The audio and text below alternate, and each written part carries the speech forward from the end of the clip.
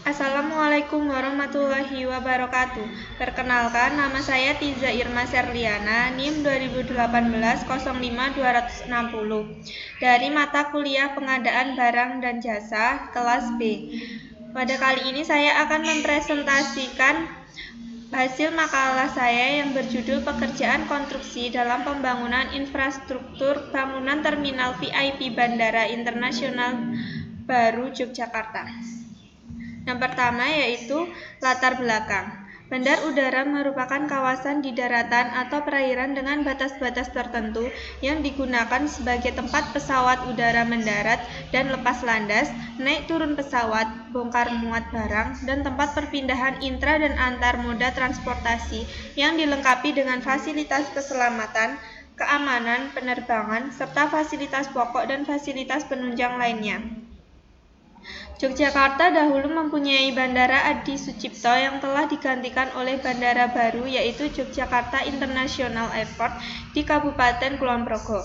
Keputusan tersebut diambil karena mengingat bahwa Yogyakarta banyak dikunjungi orang untuk wisata, sehingga untuk mendukung sektor pariwisata di Yogyakarta maka perlu adanya sarana dan prasarana transportasi yang memadai, khususnya bandara yang merupakan pintu utama masuknya wisatawan domestik maupun mancanegara.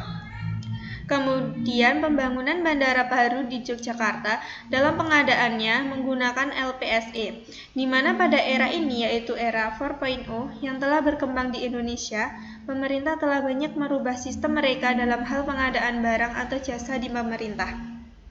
Pengadaan barang atau jasa dalam pembangunan tentunya pengadaan tersebut pemerintah tidak mampu mencukupi kebutuhannya secara mandiri.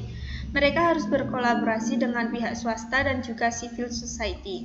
Adanya kolaborasi dengan pihak swasta, pengadaan tersebut menjadi lebih efisien sehingga pemerintah tidak kesulitan dalam pengadaan barang atau jasa. Tetapi dalam pengadaan barang atau jasa perlu diawasi dengan baik karena terbukti bahwa kasus korupsi terbesar disebabkan oleh adanya pengadaan barang dan jasa di pemerintah. Kemudian rumusan masalah yang pertama yaitu bagaimana perencanaan, persiapan, dan pelaksanaan pengadaan barang atau jasa di pemerintah. Yang kedua, bagaimana penerapan prinsip-prinsip good governance. Yang ketiga yaitu faktor apa yang mempengaruhi terhadap penerapan prinsip-prinsip good governance dalam pengadaan barang atau jasa di pemerintah. Yang pertama selanjutnya yaitu pertama, kerangka teori pengertian dan batasan tentang pengadaan barang atau jasa pemerintah. Menurut Jurnal Vice 1967, berdasarkan keputusan Presiden nomor 80 tahun 2003, pengadaan barang dan jasa pemerintah adalah kegiatan pengadaan barang atau jasa yang dibiayai dengan APBD atau APBN, baik yang dilaksanakan secara swakelola maupun oleh penyedia barang atau jasa. Kemudian yang kedua, prinsip-prinsip good governance mengacu pada Perpres nomor 16 tahun 2018 dikutip dari Tangki Lisan 2005 dalam Jurnal 1986 menyebutkan bahwa adanya susunan 9 pokok karakteristik good governance, yaitu meliputi partisipasi, penerapan hukum, transparansi, responsivitas, orientasi, keadilan, efektivitas, akuntabilitas, serta strategi visi. Kemudian kerangka teori yang ketiga yaitu metode pengadaan barang atau jasa. Metode pengadaan barang atau jasa tersebut terdiri dari 5 metode, yaitu e-purchasing, pengadaan langsung, penunjukan langsung, tender cepat, dan juga tender. Kemudian yang keempat, swakelola dan penyedia. Menurut Jurnal Vargas del Valle, swakelola merupakan kegiatan pengadaan barang atau jasa yang perencanaan, pengerjaan, dan juga pengawasannya dilakukan oleh kementerian atau lembaga atau pemerintah daerah itu sendiri sebagai penanggung jawab anggaran. Apabila pada Perpres nomor 54 tahun 2018 penyelenggaraan pengadaan melalui swakelola hanya memiliki 3 tipe, maka pada Perpres nomor 16 tahun 2018 tipe swakelola menjadi 4 tipe. Yang kelima, implementasi proses pengadaan, perencanaan, persiapan, dan juga pelaksanaan yang meliputi penyusunan perencanaan pengadaan, identifikasi kebutuhan, penetapan barang atau jasa, cara melaksanakan PBJ, menyusun jadwal PBJ, menyusun anggaran PBJ, dan juga mengumumkan RUP. Kemudian yang keenam yaitu sistem informasi yang diterapkan. Di sini ada dua sistem yaitu LPSE yang merupakan salah satu contoh kemajuan pada era 4.0 yang diterapkan oleh pemerintah saat ini. Layanan pengadaan secara elektronik adalah layanan pengelolaan teknologi informasi untuk memfasilitasi pelaksanaan pengadaan barang atau jasa secara elektronik.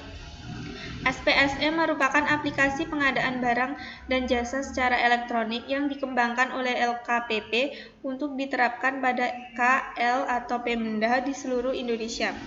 Ruang lingkup SPSE meliputi perencanaan, pengadaan, persiapan pengadaan, pemilihan penyedia, pelaksanaan kontrak, serah terima pekerjaan, pengelolaan penyedia, dan katalog elektronik. Kemudian yaitu pembahasan.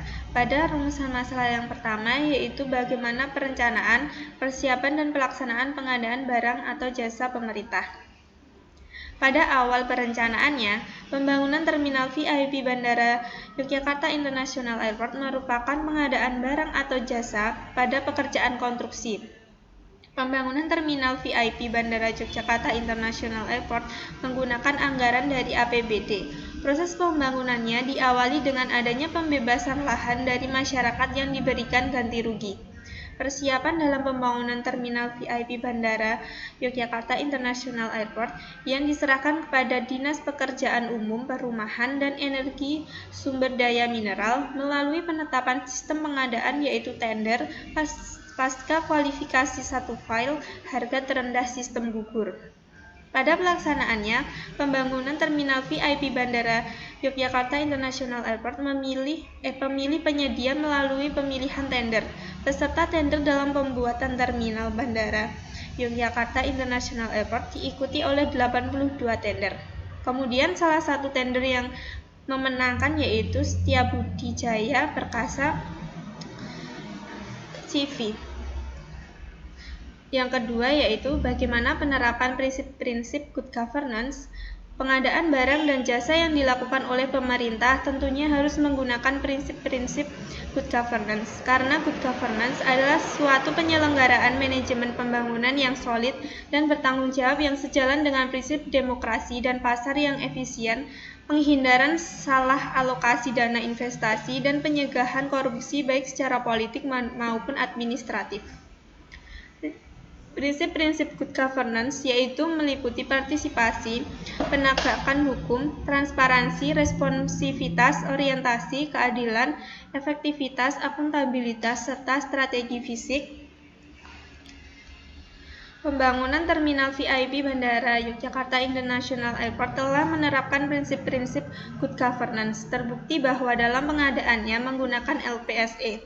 Pengadaan barang atau jasa secara elektronik akan meningkatkan transparansi dan akuntabilitas, meningkatkan akses pasar dan persaingan usaha yang sehat, memperbaiki tingkat efisien proses pengadaan, mendukung proses monitoring dan audit, dan memenuhi kebutuhan akses informasi yang real time guna mewujudkan clean and good governance dalam pengadaan barang atau jasa di pemerintah. Selanjutnya yaitu pembahasan yang ketiga, faktor apa yang mempengaruhi terhadap penerapan prinsip-prinsip good governance dalam pengadaan barang atau jasa pemerintah. Penerapan prinsip-prinsip good governance dalam pengadaan barang atau jasa. Tentu saja ada beberapa faktor yang bisa mempengaruhi prinsip-prinsip tersebut. Seperti contohnya yang sering menjadi faktor penyebabnya yaitu adanya tindak korupsi. Korupsi pengadaan barang dan jasa adalah paling lumrah dan mudah. Korupsi tipe ini masih konvensional, bukan yang benar-benar canggih. Dalam hal yang ini dilakukan dengan cara seperti penggelembungan harga, penyalahgunaan kewenangan. Maka dari itu, pemerintah sangat berusaha dalam memberantas tindak korupsi yang sangat marak pada jasa konstruksi di Indonesia. Mereka menerapkan sistem pengadaan LPSE yang bisa diakses oleh masyarakat umum, sehingga mereka bisa ikut memantau bagaimana jalannya pengadaan barang atau jasa di pemerintah, karena proses pengadaan mengikuti ketentuan yang diatur secara elektronik dengan mengedepankan transparansi dan akuntabilitas, sehingga pemenang adalah penyedia barang atau jasa yang telah mengikuti kompetisi dengan adil dan terbuka. Selanjutnya yaitu kesimpulan. Pengadaan barang atau jasa konstruksi dalam pembangunan terminal VIP Bandara Yogyakarta International Airport dalam sistem pengadaannya telah menggunakan LPSE, karena pada saat ini merupakan era 4.0 yang harus dimanfaatkan oleh pemerintah dalam menunjang proses pengadaan barang dan jasa. Hal tersebut dirasa sebagai salah satu upaya dalam mewujudkan good governance dalam pengadaan barang dan jasa, karena dengan adanya sistem pengadaan tersebut telah mencerminkan prinsip-prinsip yang ada di dalam good governance, serta bisa mengurangi tingkat kecurangan seperti korupsi.